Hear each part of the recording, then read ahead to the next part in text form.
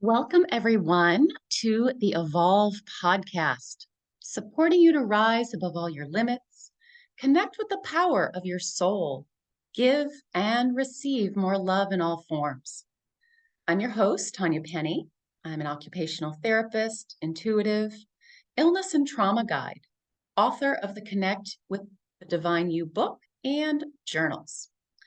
In this episode, I'm going to be focusing on the very important topic of self-care. What is it? What does it actually look like? And why don't we do it? Even when we know how, even when we know what to do. All right. So first let's dive into what is it? What is it? What is self-care? It's been a buzzword for a long time. And I want to just put it simply is what do you need daily, weekly, monthly?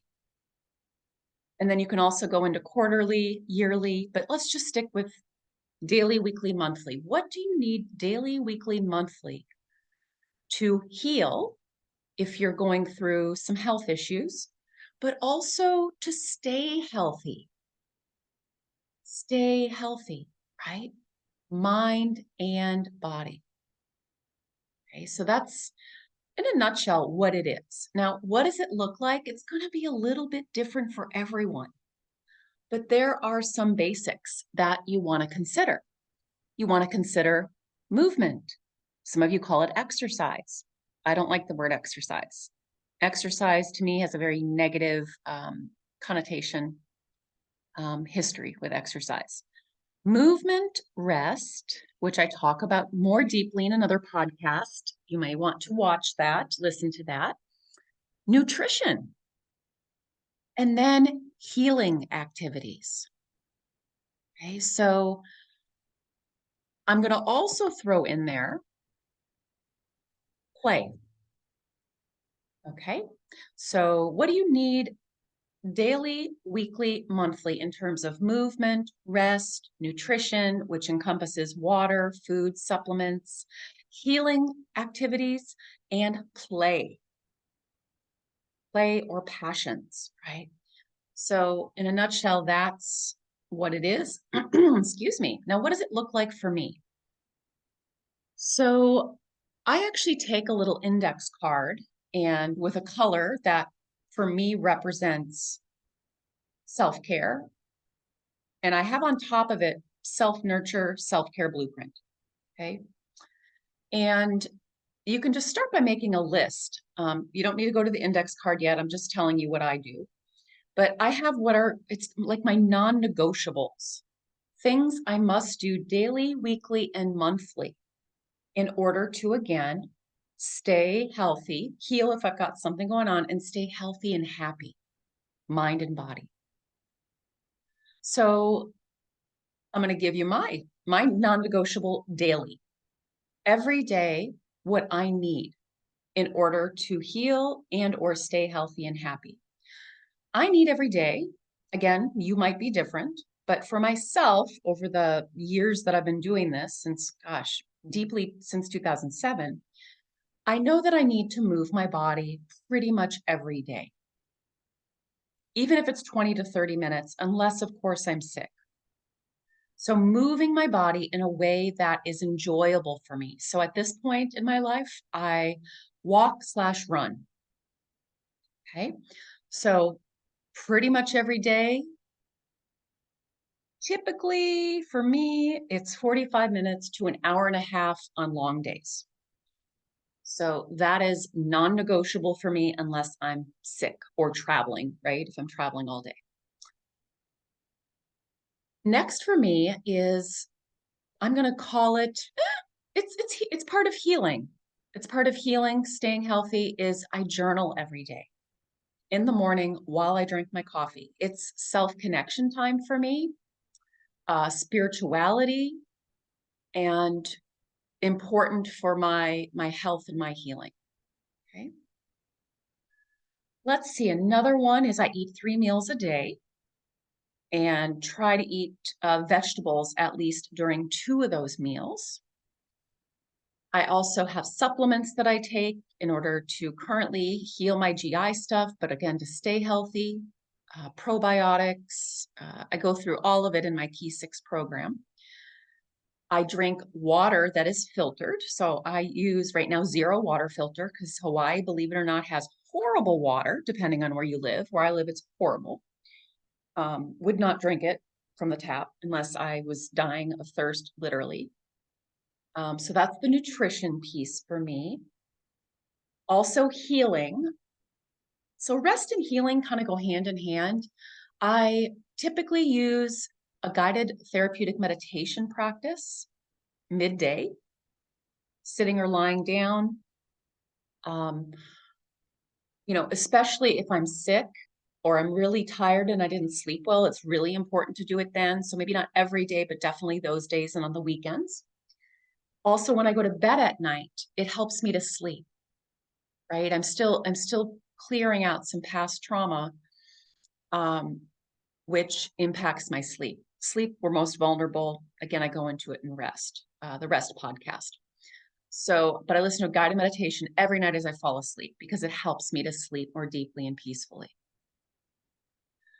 Some things that I do, and I know I'm missing a few, but some things that I do weekly is I play, in terms of play, I go out to dinner we go to dinner at least once a week and listen to live music, a place that has live music, because I love live music. Go to the beach at least twice a week on the weekends, get in my pool. Back to daily, I get in water almost daily, either the pool or the ocean most days. Weekends, though, we go spend at the beach, beach of choice, reading, relaxing, frolicking in the water. I don't really swim. Sometimes we snorkel. So that's weekly. And something that I do monthly is body work. So that falls into rest/healing, depending on the type of body work I'm getting. So those are just some examples of things that I do daily, weekly, monthly that are pretty much non-negotiable for me. What do I mean by non-negotiable? That is, no matter what is going on in my life, I do those things. Whether someone's visiting, whether I'm on vacation and I'm traveling, hosting a retreat, going to a retreat, those are non-negotiable for me. They may happen at different times during the day, depending on my schedule, but non-negotiable, okay? In order for me, and this has taken a long time for me to get to this place, and we're going to go into that next, right? That even though we have the best intentions and we know what we need to do, what we need, why doesn't it happen? Right? Why don't we take the time, make the time?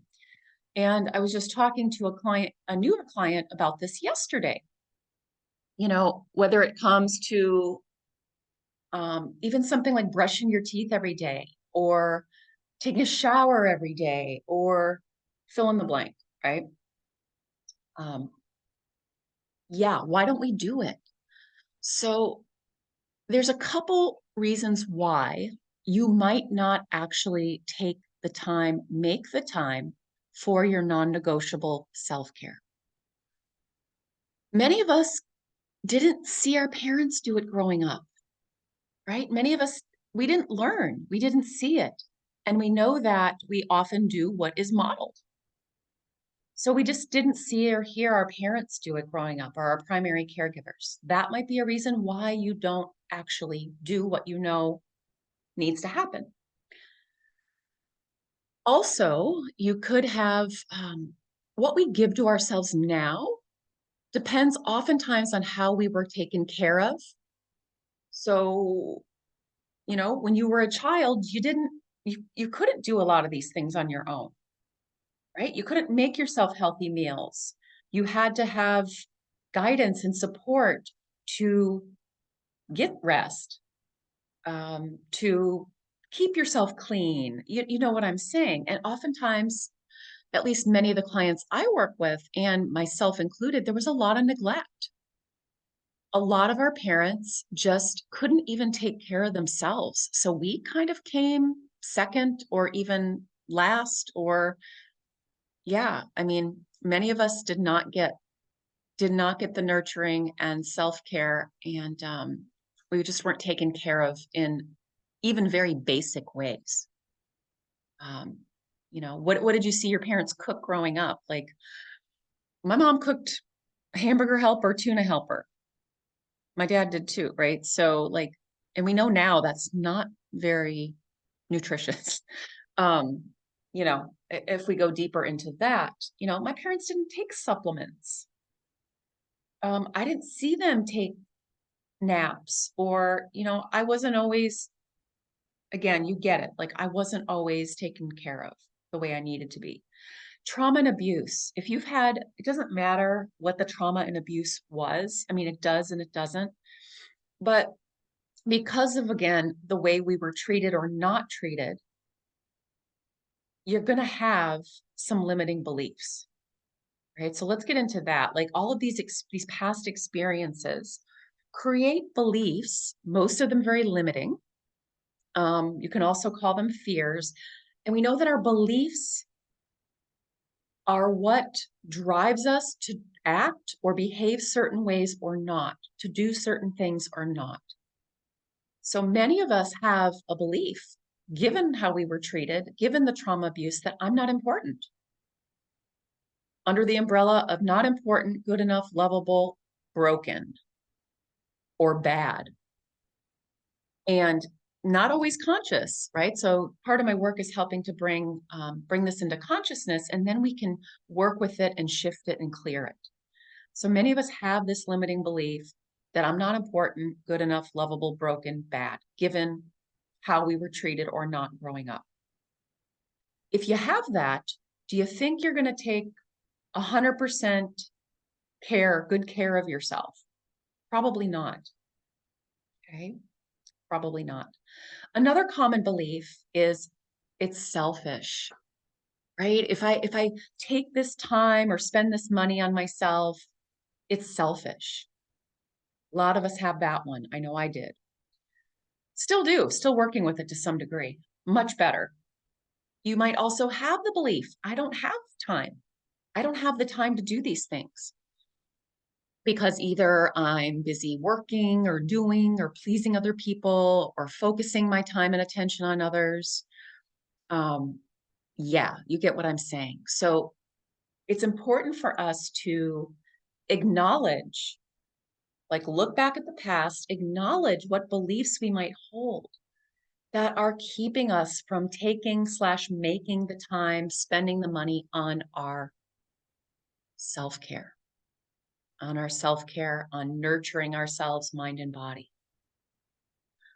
So once we identify the limiting belief/fear, then we can find and start planting the seed for what we know on our higher self, our divine parent knows is true, right? If you're working with, I'm not important, good enough, lovable, broken, bad, the truth is, no matter what happened to me or how I was treated, I am important now. I am worthy of my time, attention, love, money now. Right? And we use tools to plant the seed for that. So people that work with me, many of you know, we've got guided meditations, we've got self-healing processes, truth loops, etc. If you have the I don't have time or all the work has to get done first, a truth is it's necessary for me to take the time to heal, stay healthy in order to fully live my purpose and to fully live my purpose, right? To stay healthy, happy, and fully live my purpose. Also to heal if we are in the middle of a breakdown, mind or body. That's what's true. If you have it's selfish, the truth is it's self-love. It's self-love to care for all parts of me. Take the time to spend the money. One of my yearly things, which I have not been doing, right, is going on my own retreat, host retreats, but I have not gone on my own retreat until last week, 2 weeks ago in Moorea to swim with the whales. I had not done that since 2018. Even though I've gone on vacations, I hadn't actually been on a retreat with the purpose of healing and and play. Okay? Even though I've gone on lots of vacations with my sweetie, it's a little bit different. So both for me yearly, both important. So finding those limiting beliefs or fears that you're holding, and then planting the seeds for what's true on a daily basis with whatever tools you choose. You work with me, you get lots of different tools.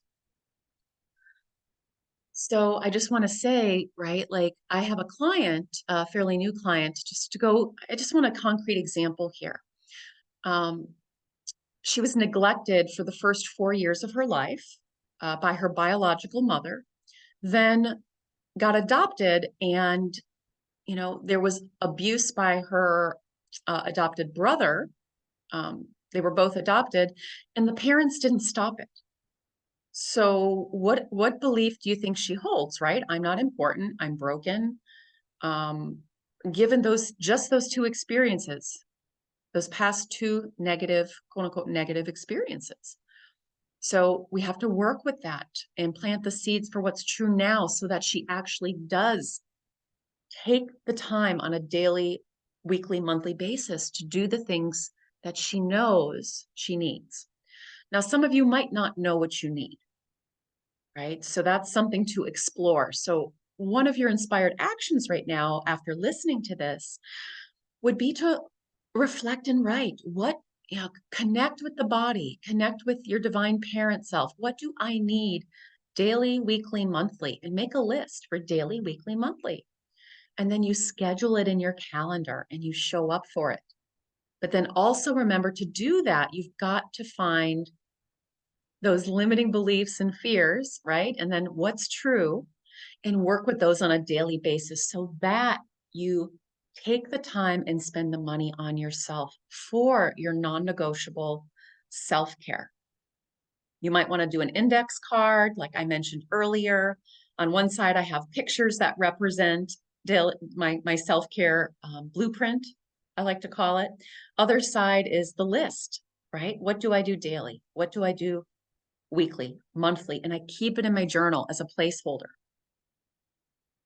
so that I see it every day. It's in my face. And I also have it scheduled in my Google Calendar. I have blocks of time, right? I have my walk in the morning scheduled in. I've got my pool time scheduled. I actually have things scheduled, color coordinated. So I'm not just working or doing chores, because I too wasn't always taken care of. So it's a practice, you guys. It's a practice, and have compassion for yourself, right? Lots of compassion. Get the support, get the tools. If you'd like more support from me, I highly recommend you join me for Key 6, Nurture Your Mind and Body program.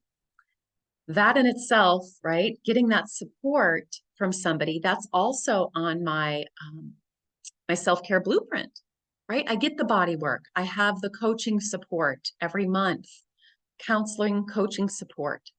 So, one of the things that does not work is doing this alone. So it really helps to have that support, and I would love to be that for you.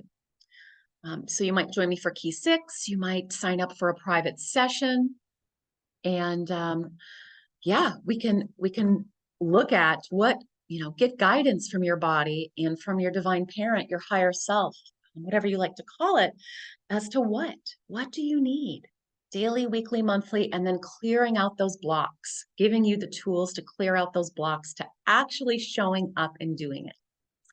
So thank you for joining me for the Evolve podcast. Feel free to share this episode with those in your life that you love and would benefit from this. And I look forward to providing you more support on your journey. Namaste.